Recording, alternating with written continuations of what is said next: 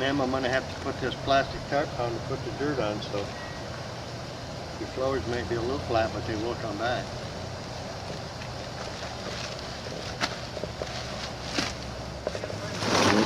He was also telling me that he prefers to dig up on a 2-lidded tank. He prefers to dig up the inlet lid because he can look down with a mirror and see the outlet baffle to make sure it's intact, and he can immediately examine the inlet port. Generally, if there's roots growing in it, throughout in the inlet pipe, for some reason, right?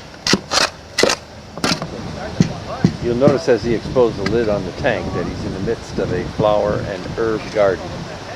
And while there's nothing wrong with putting flowers that can be excavated and then replanted over the top of a tank, it's probably not a good idea to grow edible plants like herbs, there's mint and sage here, over the top of the tank. Now the lid of the tank has just been pulled off and exposed. The lid on that tank has just been removed. That lid looks to be in excellent condition for a circa 20 to 25-year-old piece of cast concrete.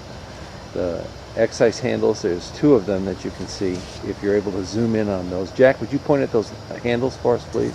Right here and right here.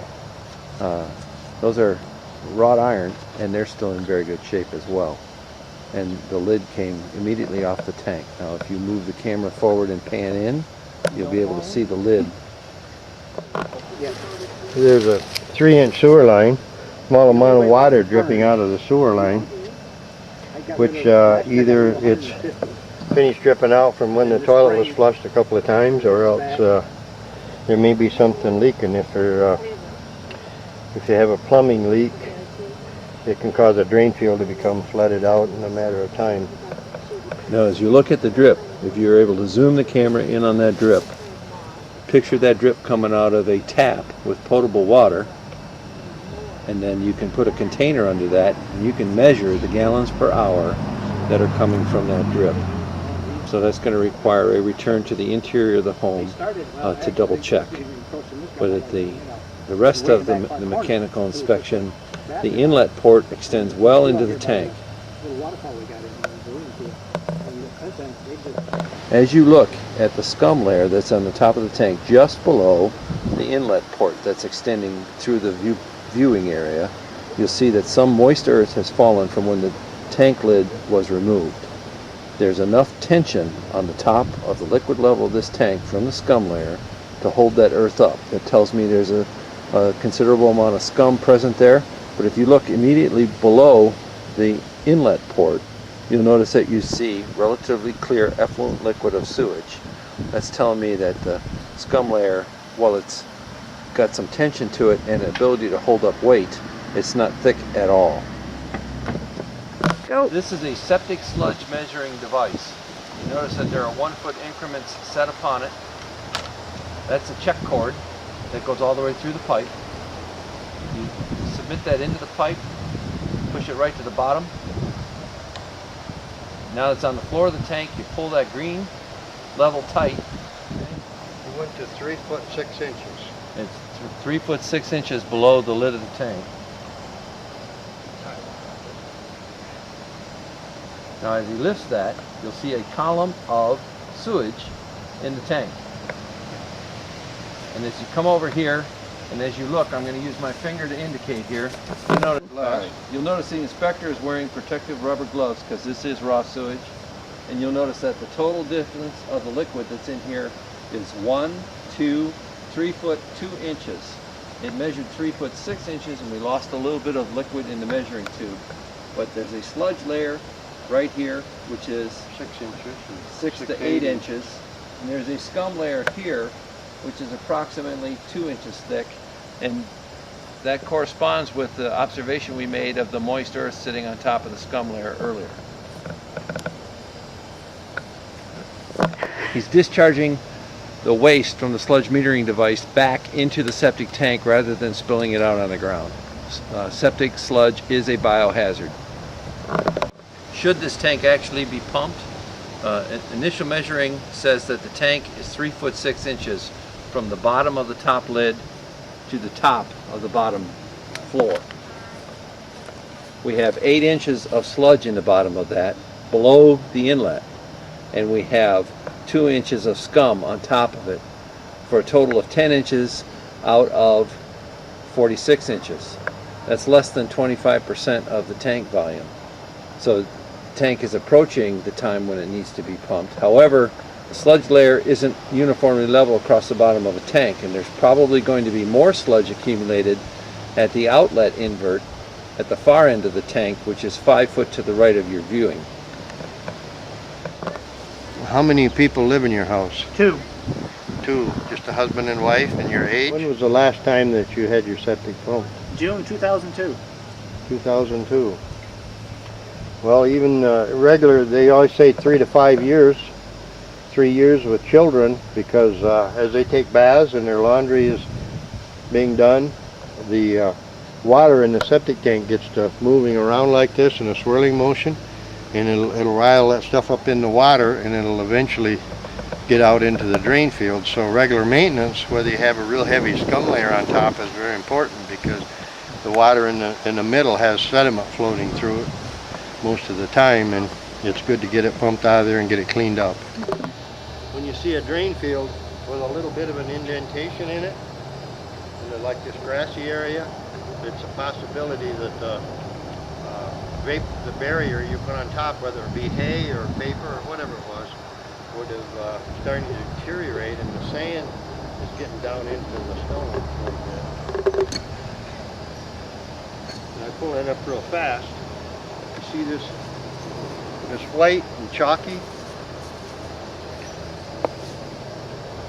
That indicates that there's no water in that stone. That stone is dry. You can check this without augering down into the system. And the edge of the drain field.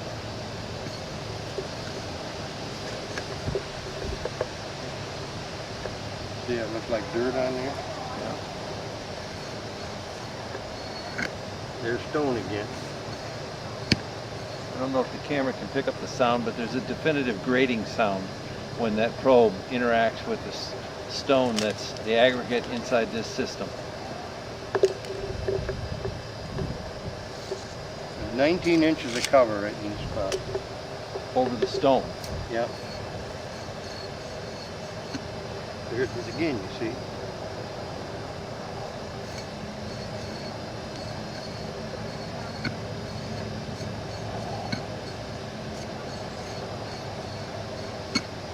Still got stone right there.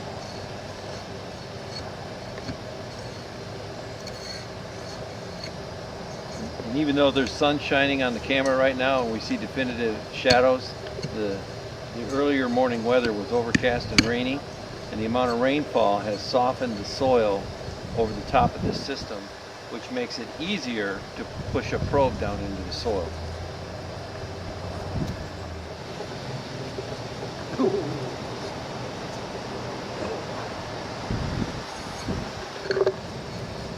Not as much cover here. Approximately 12 inches.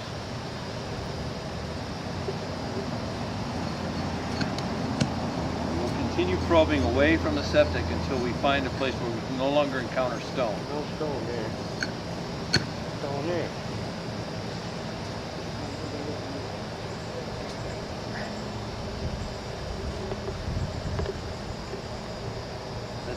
This is the approximate width of the system. Right.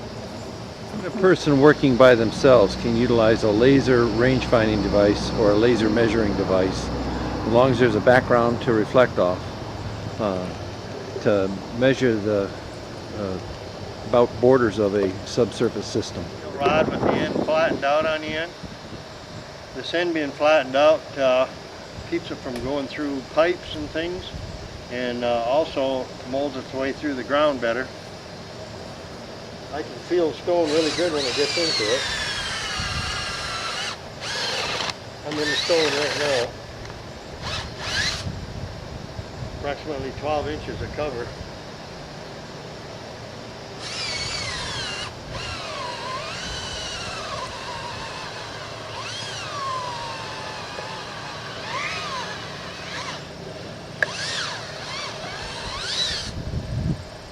think I've hit clay right here. Possibly there's a little bit of clay when we uncovered the tank, so they may have done away with their clay over here in this area just to get it out of their way.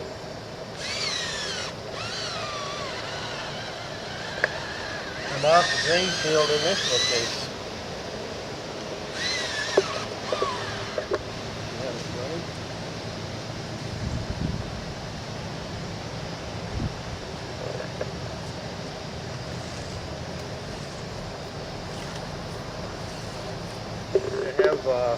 Family pets and animals out here and small children when you're working, because always the possibility of them getting hurt or getting in contact with the sewage, even though it's a very nice dog. Envision an outline of the system. The vertical flags that are in the soil are marking places where with a probe we encountered stone, so we know there's system underneath there. Extrapolating those dimensions into where you see the little white flags laid down on the ground where they're not inserted into the ground is the approximate corners of the system, one of which has been verified by using the probe as an actual corner. The measurement came out to be 17 by 27 feet, or approximately 359 square feet of bottom area.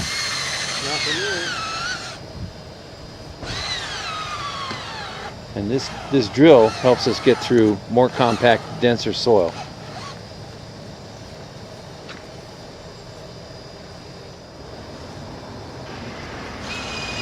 Continuing, the permit called for a 400 square foot bed to be installed, and the actual measurement dimensions on final inspection could have been 400 square feet or 18 by 25, but the way we're encountering the stone, we're just not hitting those feathers that would have been sticking out of the original excavation.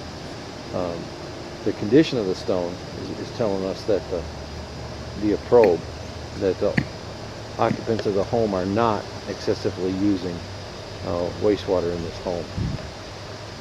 See, we have water in this area of the drain field right here, but no water over here, which leads me to believe that about a third of the drain field is taking the water. Over in this area,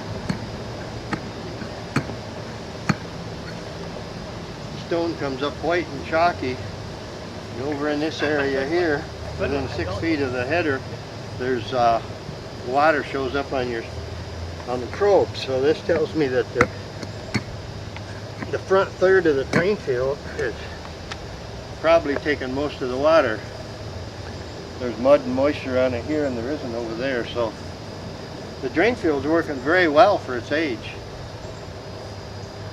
Average, the top dimensions of a septic tank are 48 inches across by 96 inches long, 4 foot by 8 foot. And you verify that with a probe, and these are being marked with white marking flags. This tank happens to be a low profile, and it's it'd be like 5 feet wide and 9 feet long, and be 4 feet of water from the bottom of the pipe to the bottom of the tank. Or most of them are 67 inches tall and have a 52 inches of water, or such a matter, 54. If you come to a site and you're not certain where the septic system is, this is an obvious parking area where vehicles are sitting for long periods of time, and there's also heavy traffic compacting the soil here. This is a bad thing to do over the top of a septic system.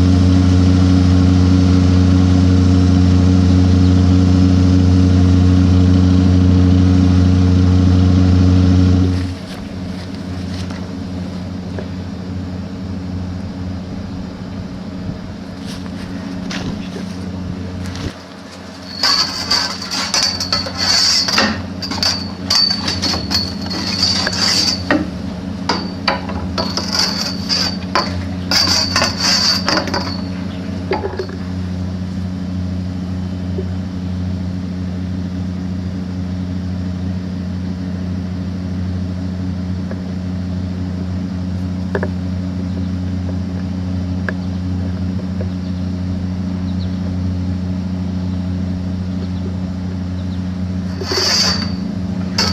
been pumping a few minutes here, and it's got the tank over half pumped. I can feel quite a bit of sludge in the other end of the tank. I'm bringing it back up here to get it out. There's always a little more on the other end because of the water pushing it that way when you're flushing the toilet and running water. Next thing I'll do when this all the sludge is out, I'll go back and back flush it. The water that comes out goes into the stuff and the sludge floats into the top, so we can back flush it with fresh water to pump out.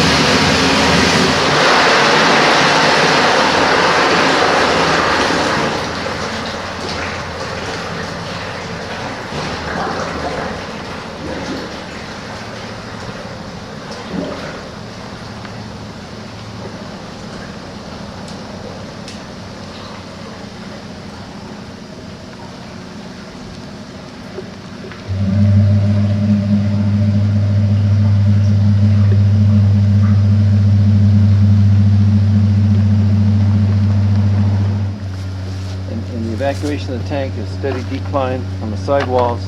You can watch the liquid level recede. And the pumper, without sticking his head down into the tank, is about to use a flashlight and a mirror to inspect the outlet baffle.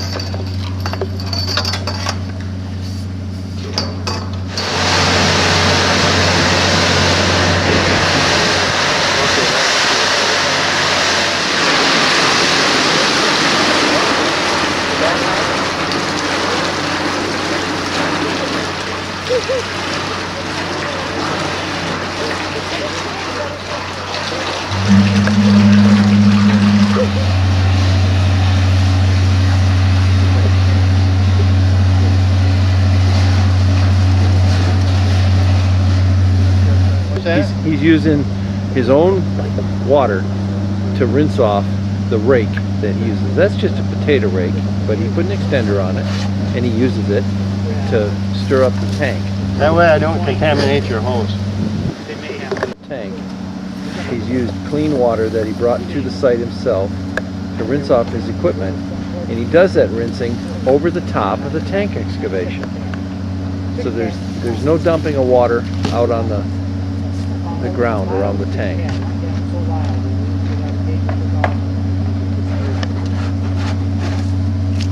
But there's a rush of air that you can hear because he's turning the valve open to evacuate the contents of the inner side of this suction pipe, so that there's no material that's going to run back into the ground from the tank. You would rinse this hose out in 2 steps, that way it keeps it cleaner.